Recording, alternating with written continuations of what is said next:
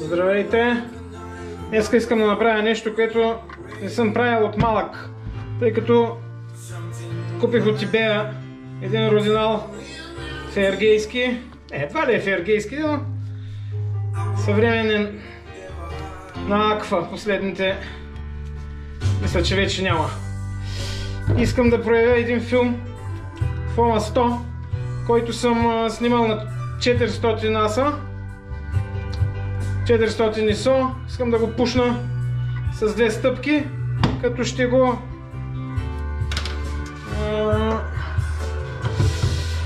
проявя без разбъркване, само първата минута, така нареченото Stand Development. Ще ми трябва половин литър вода.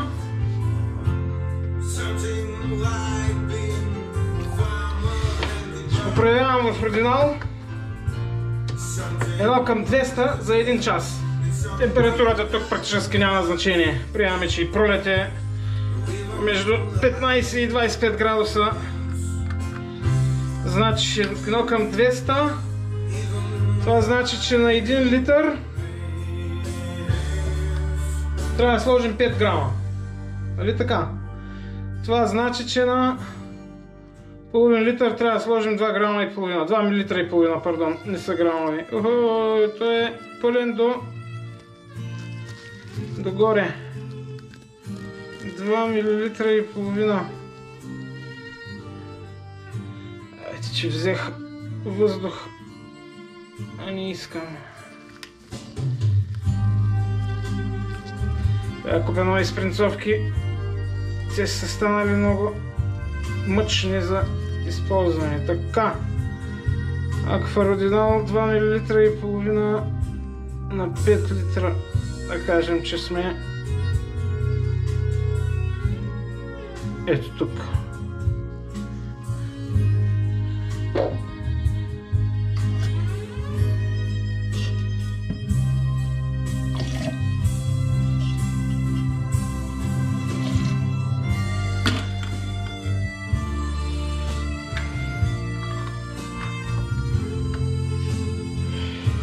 Аква родинал е един от най-древните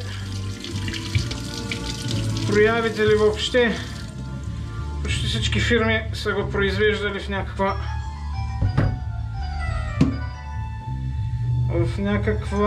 някакъв период от своето съществуване.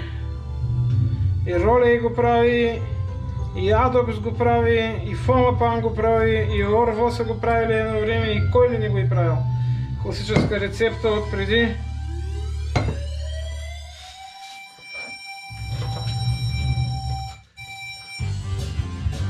преди 100 и кусур години. Така, 1 час. Айде, добре дошли.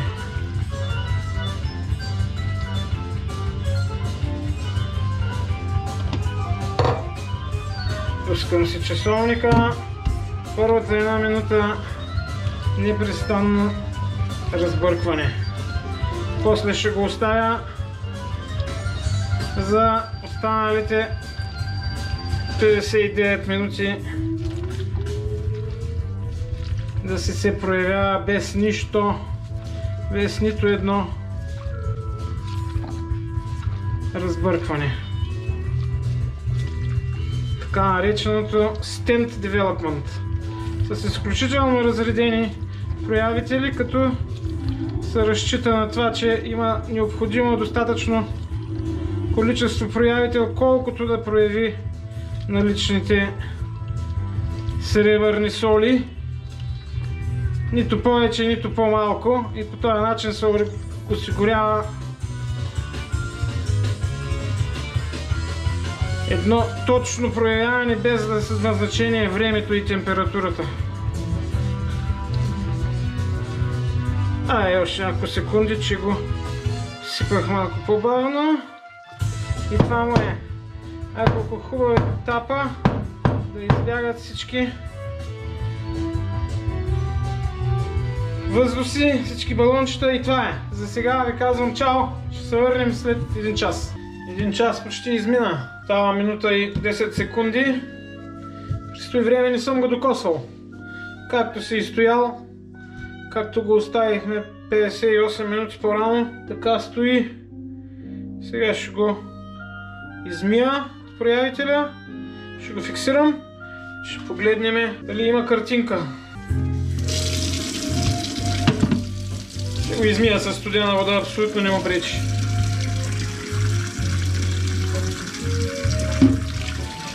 Айде, какво приятно зелено заради антихало слоят.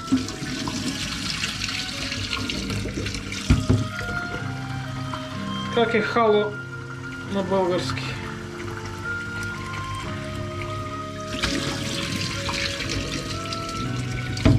Имаше термин, не мога да се седя.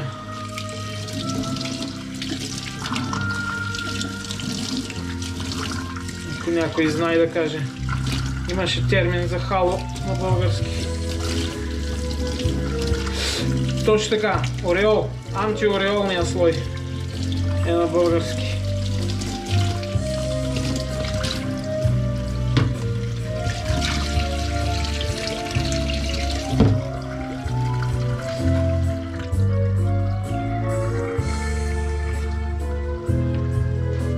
Го измия с 5-6 бани от проявителя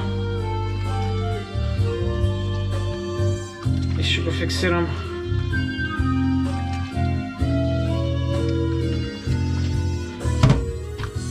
Все още филмът е светлочувствителен вътре. Не трябва да се показва на светло, а да се седи в дозичката.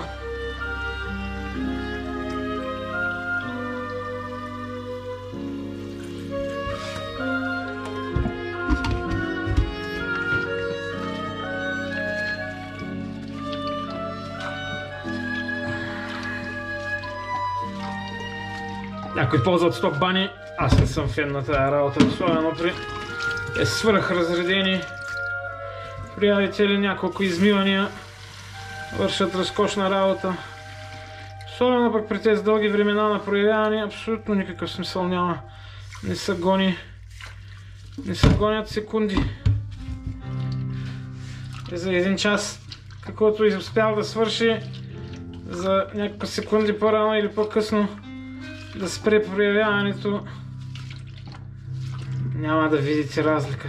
Тя въобще няма да има. Камо ли да я видите.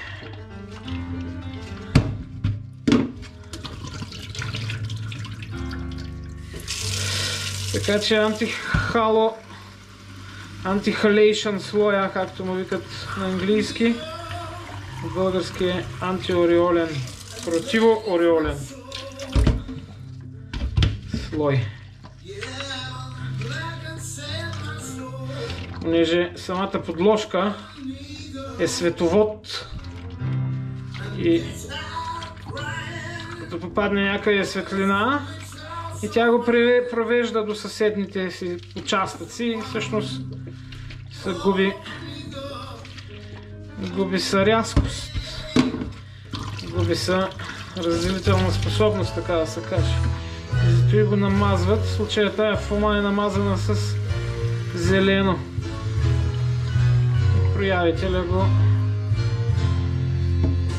извлече.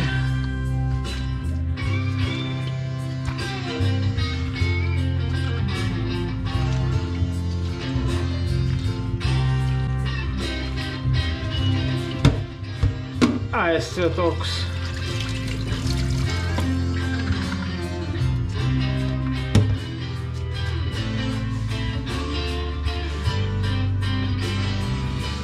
Ще го фиксирам за 3 минути.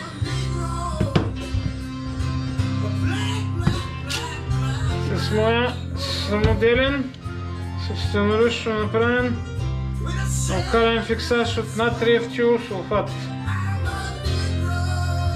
Айде.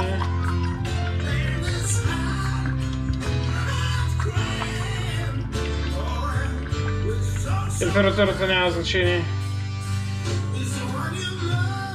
Айде още малко.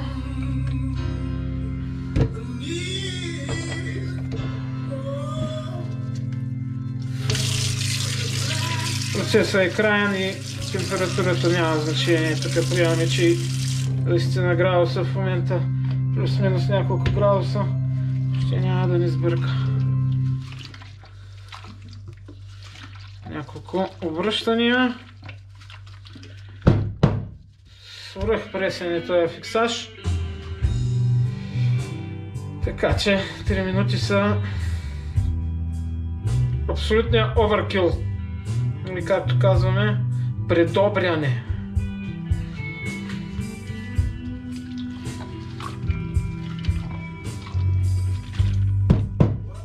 Няколко обръщания. И ще погледнем какво безобразие съм сътворил.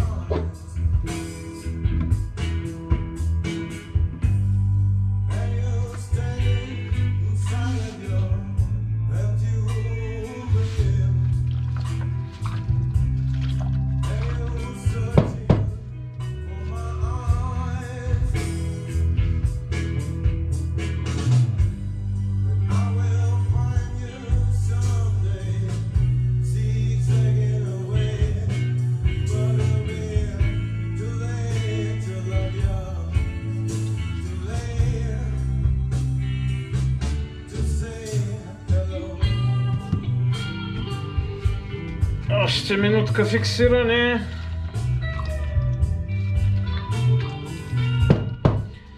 Вече са минали няколко. Половин минута от фиксирането може да се отвори, да се погледне, който изгаря от желание да бърка в фиксаж, аз не. Ще си изчакам чинно 3 минути и ще си го измия, изплакна няколко пъти. И чак тогава ще задоволя любопитството си.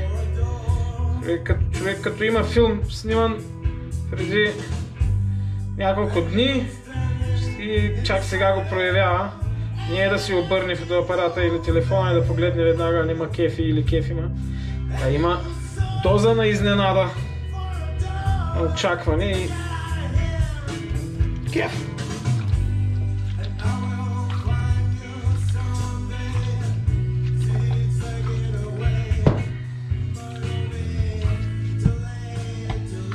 Айде, стига толкова.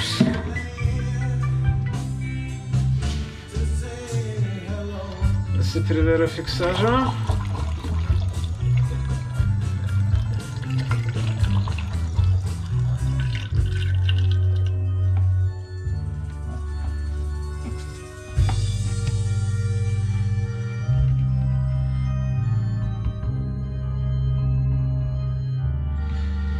Няма проблеми да не се бърза с някакви секунди, минути повече. Фиксирането нищо няма да промени. Нищо.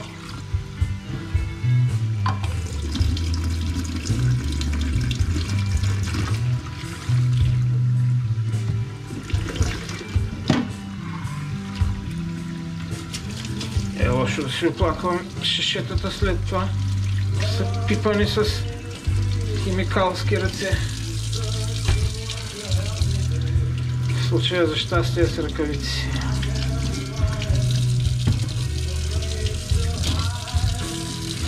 И мивка.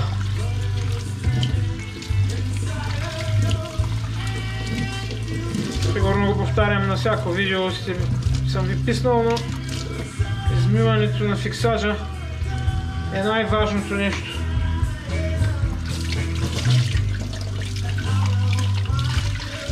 Най-важното нещо. Оставям ги филмите някой път по цяла нощ в вода, като я сменям през няколко часа вечерта и веднъж преди да легна сутринта да съм на 100% сигурен, че няма никакъв останал фиксаж в желатина, в емулсията. Мия си го със студена вода.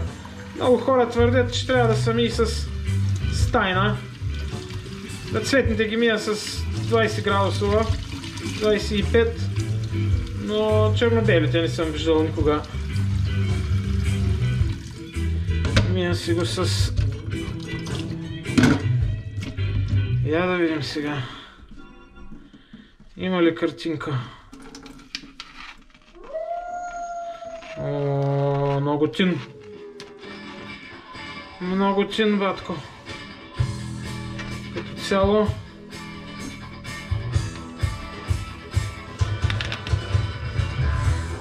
Не, много тънки негативи. Общо взето провал. Нищо не. Те ще извадим нещо от него.